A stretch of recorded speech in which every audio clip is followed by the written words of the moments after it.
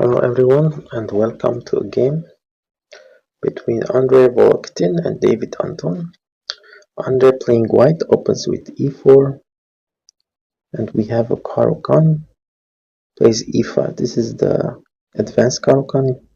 Supposedly it should be a critical line against the Caro Kann, but I think knight c3 and even knight d2 are both equally valid. So black plays bishop f5, gets it out of its initial position before playing e6.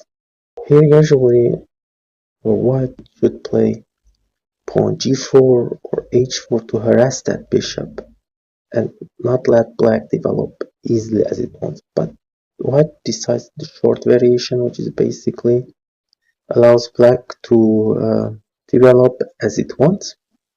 No harassment to the bishop. This is a quiet line basically, and I don't like this line very much. Knight e7, c3. So both sides develop without any problems because white chose this quiet line. Castle opens escape route for the bishop to go to h7, knight d2, g5. This isn't an attack on the white king, this is an attack on the d4 square by trying to push g4 at an opportune moment. Not now, but look at the plans for both sides. Black's plan is to attack the center, the white center, and destroy it. If he can do that, he will get a great game. If he cannot, the extra space for white will give advantage for white. It opens the line for the knight to come to f5. Black just achieves c5 without any problems because, frankly, white is playing passively. This move is not very good. It was time to play h3 because the attack on d4 started and it was necessary to stop it. But instead of h3, he played knight g3, which is meaningless in this position. Knight c6 increases the pressure, d3. This is again a waste of time and not taking into consideration the sensitivity and the criticalness of the position. Should have played e3 instead, so try to stabilize that center because black already achieved c5 and can easily increase pressure with the queen b6 move, for example. So it was necessary to prepare for such moves. But d3, so black takes, and here g4 comes. As you can see, the d4 is really under attack, and white struggling here because played some inaccuracies. And here it was better to take c takes d4 and fix the weakness on d4 and then attack it. A typical line would have been c takes d4, and as you can see here, there is a attack with a fork. So let's say b1, and mission accomplished. The center of white is broken and black can have a easily won game in this position.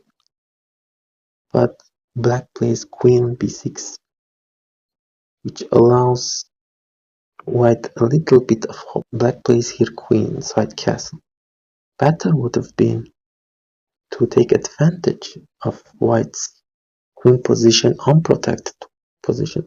Don't forget the whole goal of black is to destroy white center. So should have played here queen a6.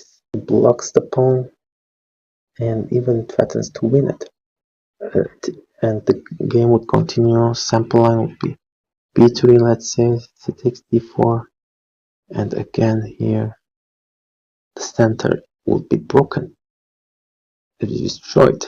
So this is the way to continue.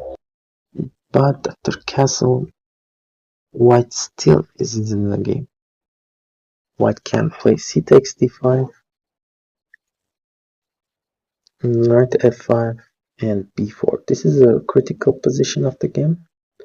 White has to decide very well where to put the queen. and he plays the queen in the wrong square, queen c3. At first sight it looks great, but I mean this isn't the best move. This is the wrong move actually. Best move was to play so that it takes control of the critical squares and keeps an eye on the knight f5, so that black's next move, queen g6, won't be played with a tempo. So you can see if queen was on b1, this move wouldn't be played with a tempo. So now this move is played with a tempo, and black has to retreat and waste move. And such moves gives black an advantage and an opportunity to accomplish its purpose, which is to destroy the center by knight takes e5. Of course, if you take the knight, d4 is coming. Let's say takes d4, queen a3, and takes. As you can see, this position highly advantageous for black. So instead, white plays d takes d5. Difficult and lost position for white here. Queen b3.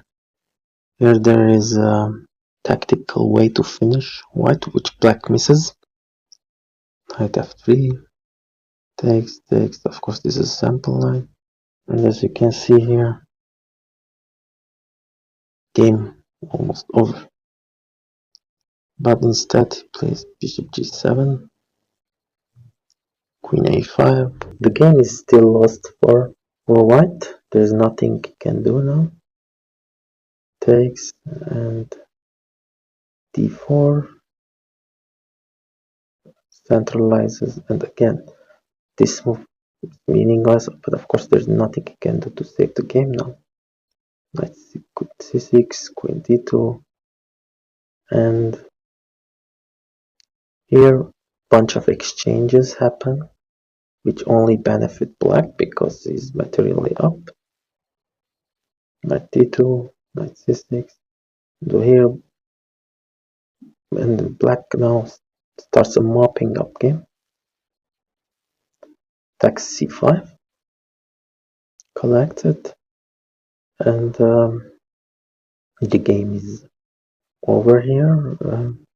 There's nothing more. 7, but this move accelerates its loss after f6, check, and as you can see there's nothing to be done here. Black takes and the fork, and game over. He wins the bishop. So this was the game.